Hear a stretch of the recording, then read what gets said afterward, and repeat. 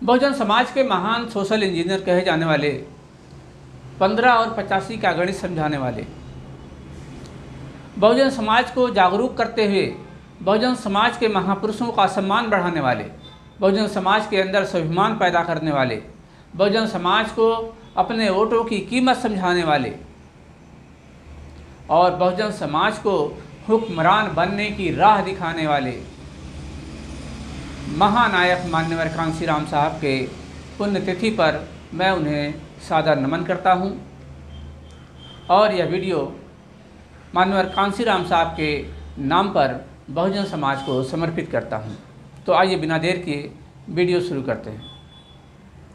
साथियों, मान्यवर कांसीराम साहब का जो जन्म है वो 15 मार्च 1934 को ग्राम ख्वासपुर, जिला रोपड़, पंजाब में हुआ था। उनकी माता का नाम बिशन कौर और पिताजी का नाम सरदार हरि सिंह था। मान्यवर कांसीराम साहब 3 बहन और 3 भाइयों में सबसे बड़े थे। मान्यवर कांसीराम साहब की पढ़ाई समान तौर पर उन्होंने बीएससी किया और बीएससी करने के बाद उनकी नौकरी जो है 1957 के आसपास पूना में एक अनुसंधान केंद्र है जिसे IRDL के नाम से जाना जाता है। वह एक अनुसंधान केंद्र है, उसमें मान्यवर कांसीराम साहब सहायक अनुसंधानकर्ता के पद पर नियुक्त हुए। जिस प्रकार एक युवा व्यक्ति की नौकरी लग जाती है और उसके परिवार की तथा उसकी अपनी स्वयं की तमाम उम्मीदें उस नौकरी से जुड़ जाती हैं, तमाम सपने लोग सजाते हैं, उसी तरह से उनका परिवार भी उनके प्रति तमाम सपने सजाने लगा था। उन्हें भी अपने जीवन से बड़ी उम्मीदें थी, लेकिन उनके जीवन में एक बदलाव अचानक आता है। उनके जीवन में दीना भाना के रूप में एक व्यक्ति का प्रवेश होता है और उनका पूरा जीवन बदल जाता है। उनके बदलाव की ये कहानी मैं आपको इस वीडियो में बताऊंगा। किस तरह से उनके अंदर समाज को हुक्मरान बनाने की जो आग थी, समाज को जागरूक करने की जो आग थी, समाज को एकता के सूत्र में बांधने की जो आग थी, समाज को उनके हक अधिकारों को दिलाने की जो आग थी, वो आग कैसे लगी, उस आग के पीछे दीना भाना नाम की चिंगारी ने किस तरह काम किया, ये सारा वृतांत आपको संक्षिप्त में इस वीडियो में मैं आपको बताऊंगा। तो साथियों, मान्यवर कांसीराम जब नौकरी कर रहे थे उस समय मैंने बताया कि दीना भाना नाम के एक व्यक्ति उनके जीवन में आते हैं। ये दीना भाना जी राजस्थान के रहने वाले हैं और ये कट्टर अम्बेडकरवादी थे। उन्हें समाज की समझ, सामाजिक जागरूकता के प्रति वो सचेत थे और इसलिए गांव में उनके जीवन यापन की कोई बढ़िया व्यवस्था नहीं हो पाई। उनके भाई दिल्ली में रहते थे तो वो अपने भाई के पास दिल्ली आए। क्योंकि दीना भाना जी एक अभिमानी किस्म के आदमी थे, इसीलिए उनके भाई से भी उनकी ज़्यादा पटती नहीं थी। अपने भाई के साथ अक्सर उनका जो है झगड़ा हो जाया करता था। भाई से तंग आकर के उन्होंने एक दिन दिल्ली भी छोड़ने का फैसला ले लिया और वो नई दिल्ली रेलवे स्टेशन पर जाते हैं। वहाँ से एक ट्रेन पकड़ते हैं। उन्हें नहीं पता है कि ट्रेन कहाँ जाएगी और उन्हें कहाँ जाना है। वो ट्रेन में बैठ जाते हैं। वो ट्रेन जो है पूना पहुँच जाती है। पूना में जब सभी यात्री लोग उतरते हैं तो उनके साथ वो भी उतर जाते हैं। कई दिन तक दीना भाना जी आकाश के नीचे, खुले आकाश के नीचे कई दिन अपना जीवन बिताते हैं बेसहारा होकर के। काफ़ी प्रयासों के बाद उन्हें एक चतुर्थ श्रेणी की नौकरी बहुत कम वेतन में मिलती है, जिसे वो स्वीकार कर लेते हैं। और वो नौकरी उनकी वहीं लगती है जहाँ मान्यवर कांसी राम साहब एक अच्छे पद पर काम कर रहे होते हैं। चूँकि दीना भाना की नौकरी चतुर्थ श्रेणी के पद पर हुई थी, वो सफाई कर्मी के पद पर नियुक्त हुए थे। क्योंकि वो राजस्थान के रहने वाले तथाकथित भंगी समाज से थे। अब दीना भाना की नौकरी के दौरान बाबा साहब डॉक्टर भीमराव अम्बेडकर की जयंती आती है। उस जयंती के अवसर पर दीना भाना जी छुट्टी चाहते हैं। उन्होंने छुट्टी के लिए एप्लीकेशन दिया। उनके एप्लीकेशन को रद्द कर दिया गया, पास नहीं किया गया और वहाँ के अधिकारियों ने कहा कि ये छुट्टी आपको नहीं मिलेगी। यहाँ अम्बेडकर जयंती की छुट्टी हम किसी को नहीं देते। दीना भाना जी ने कहा हमें छुट्टी चाहिए और वो अपनी जिद पर अड़ गए। उन्होंने कई वहाँ के कार्यकर्ताओं को भी अपने साथ लिया और उनके साथ मिल करके एक आंदोलन की तरह छुट्टी लेने का प्रयास किया। लेकिन वहाँ के मनुवादी मानसिकता के अधिकारी जो थे उन्होंने अम्बेडकर जयंती पर छुट्टी देने से इनकार कर दिया और उनके सामने यह शर्त रखा, या तो आपको नौकरी मिलेगी या तो आपको छुट्टी मिलेगी। वो दीना भाना जी के साथ जितने भी कर्मचारी लोग उनके साथ बाबा साहब की जयंती के लिए छुट्टी मांग रहे थे, उन सभी के सामने ये शर्त रखी गई, आप या तो आप नौकरी ले लो या तो छुट्टी ले लो। सभी लोग, चूँकि ज़्यादातर उसमें महाराष्ट्र के ही थे और सभी गरीब परिवार से थे, तो सभी लोगों ने जीवन यापन के लिए बड़ी मुश्किल से नौकरी पाया हुआ था।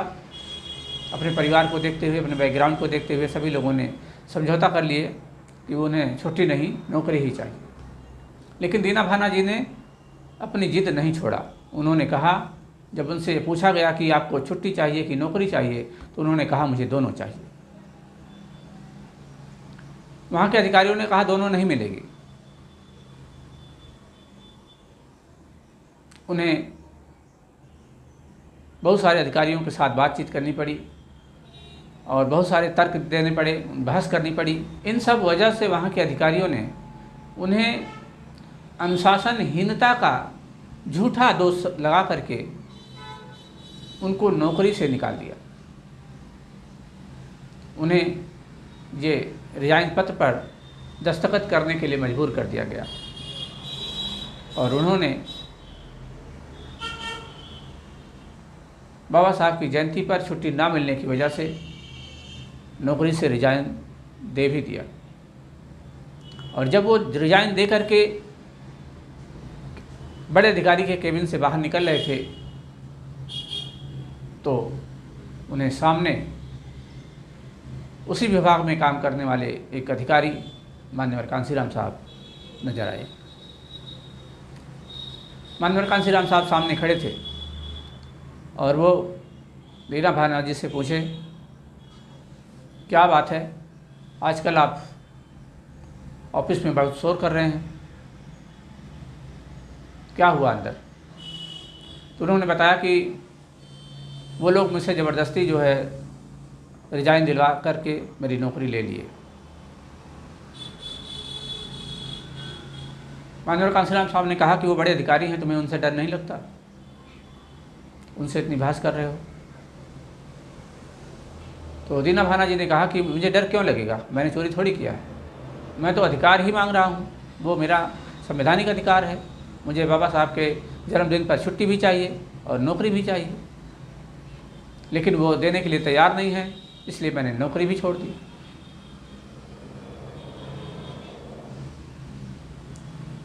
तो मान्यवर कांसीराम साहब ने कहा, आप उनसे अपने अधिकार मांग रहे थे और ये जो अधिकार होते हैं ये मांगने से नहीं मिलता, इन्हें छीनना पड़ता है यार। कांसीराम साहब ने उनके कंधे पर हाथ रखा और उन्हें लिवा करके एक चाय की दुकान पर गए। वहाँ बैठे और पूछे कि अब आगे क्या करोगे? तो दीना भाना ने कहा, मैं चुप नहीं बैठूंगा, मैं केस करूंगा, मुकदमा करूंगा और लड़ूंगा। तो कांसीराम साहब ने कहा कि इसका मतलब तुम वकील करोगे। वकील को देने के लिए फीस दीना भाना जी ने कहा कि हाँ, मैं उन्हें हर महीने 10 रुपये दे सकता हूँ, लेकिन मुकदमा लड़ूंगा। 10 रुपये का नाम सुनकर के कांसीराम साहब बहुत ज़ोर से हंसे और उन्हें कहा कि ठीक है, चलो देखते हैं क्या हो सकता है। वो अपने जान पहचान के एक वकील के पास ले गए और उनसे सारी कहानी बताई और कहा कि इस तरह का मामला है और केस फाइल करना है। वकील ने सारी कहानी सुन करके बताया कि केस में दम है, आप केस जीत जाओगे, मैं केस फाइल कर दूंगा। तो माननीय कांसीराम साहब ने कहा कि आपकी फ़ीस कितनी होगी? तो वकील ने बताया कि कम से कम 1000 रुपया लगेगा। 1000 का नाम सुनकर के दीना भाना के होश ठंडे हो गए, उनका जुनून फीका पड़ गया। गरीबी के आगे वो हार गए। उनकी समझ में आया कि यार, मैं तो 10 रुपये की बात कर रहा था और ये 1000 की बात कर रहे हैं। 1000 मेरे पास है नहीं, कहाँ से लाऊंगा? फाइल दाखिल करने से पहले ही वो केस हार गए। उन्हें लगा कि अब उनकी मदद तो कोई करने वाला है नहीं, उनके पास पैसा है नहीं, केस हो नहीं सकता, तो उनसे लड़ाई कैसे हो सकती है। वो मायूस हुए और मायूस होकर के केबिन से, जो चैम्बर था वकील का, उस चैम्बर से बाहर निकलने का प्रयास करने लगे। जैसे ही वो निकलते हैं, माननीय कांसीराम साहब ने कहा, दीना भाना रुको, कहाँ जा रहे हो? अभी दीना भाना जी जैसे घूमते हैं तो माननीय साहब ने अपने जेब से पर्स निकाला और उसमें से 100 के 5 नोट निकाल करके उस वकील को दिए और बोला माननीय साहब ने कि आप केस फाइल करो, बाकी का पैसा मैं ही आपको दूंगा। वकील ने केस फाइल किया, मुकदमा चला और वो मुकदमा जीत गए। दीना भाना की नौकरी भी बहाल हो गई और उन्हें छुट्टी का भी अधिकार मिला। सारे कर्मचारियों में खुशी की लहर दौड़ गई और उस दिन से दीना भाना जी और माननीय कांसीराम साहब उस विभाग में हीरो की तरह सबकी नज़र में आए। सभी लोगों ने माननीय दीना भाना की जय जयकार और माननीय साहब की जय जयकार करना शुरू कर दिया। ये जय जयकार सुन करके वहाँ के मनुवादी मानसिकता के जो अधिकारी थे, उनको और जलन होने लगी, ईर्ष्या हो गई। उन्होंने एक बार कांसीराम साहब को भी समझाने का प्रयास किया कि तुम बड़े अधिकारी हो और वो चतुर्थ श्रेणी का कर्मचारी है, उसके साथ तुम्हारा क्या मेल जोल है, उसके लिए तुम इतना परेशान क्यों होते? तो माननीय कांसीराम साहब ने कहा कि उसके साथ मेरा मेल जोल है, उसके साथ मुझे काफ़ी फ़र्क पड़ता है। अगर उसे किसी ने आँख उठाकर देखने की कोशिश की तो मैं उसकी आंखें फोड़ दूंगा। यह बात सुनकर के वहाँ के मनुवादी अधिकारी सन्न रह गए और किसी ने कोई जवाब नहीं दिया। उसके बाद माननीय कांसीराम साहब दीना भाना जी की वो केस के दौरान काफ़ी अध्ययन किया। दीना भाना जी ने उन्हें एक किताब ले जा कर के दिया, जाति भेद का उच्छेद। उसे माननीय कांसीराम साहब ने एक ही रात में कई बार पढ़ डाला और वो किताब पढ़ करके उनके जीवन में इतना बदलाव हुआ कि उन्होंने यह समझ लिया कि उनका जीवन किस उद्देश्य से बना हुआ है, उन्हें यह ज़िंदगी क्यों मिली है और उन्हें क्या करना चाहिए।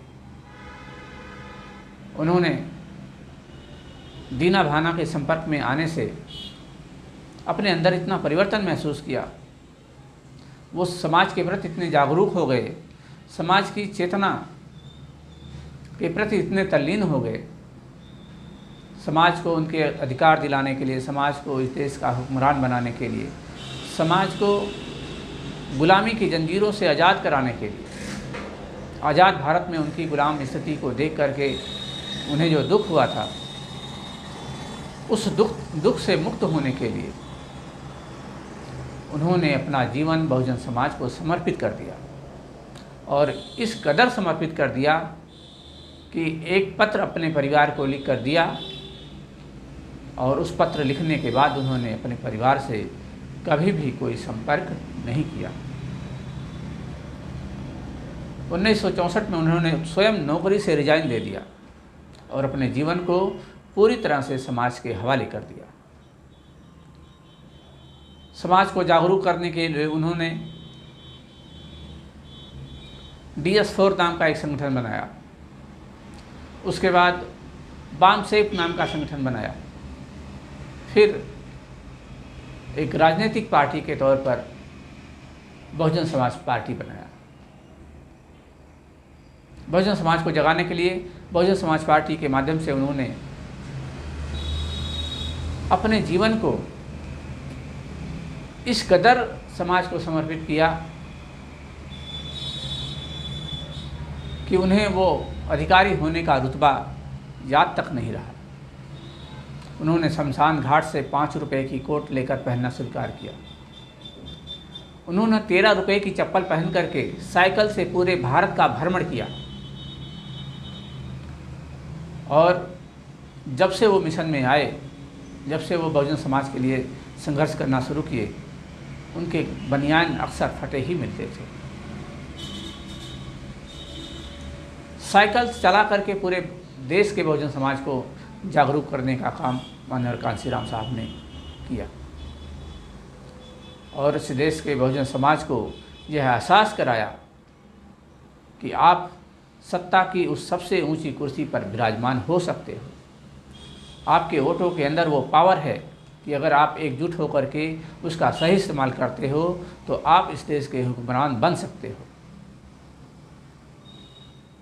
बहुजन समाज के तमाम महापुरुषों के जीवन का संघर्ष बहुजन समाज को बताया, और सबके जीवन का जो उद्देश्य था वो सामने रखते हुए इस देश को बहुजन समाज के हवाले करने के लिए, बहुजन समाज को इस देश की सबसे बड़ी सत्ता, सबसे बड़ी कुर्सी दिलाने के लिए माननीय कांशीराम साहब ने अपने जीवन को न्यौछावर कर दिया, और वो इस कार्य में इतने सफल भी हुए कि उन्होंने अपने जीवन में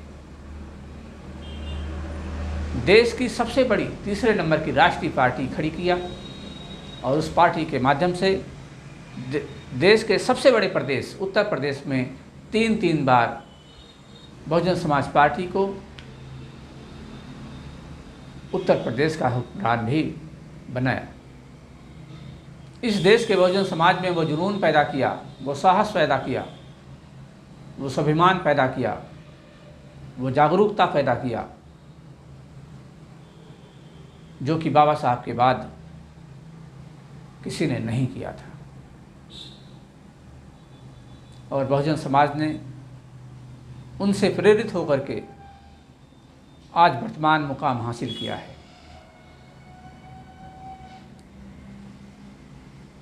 इसलिए आज उनकी इस पुण्यतिथि पर उन्हें मैं पुनः नमन करता हूँ।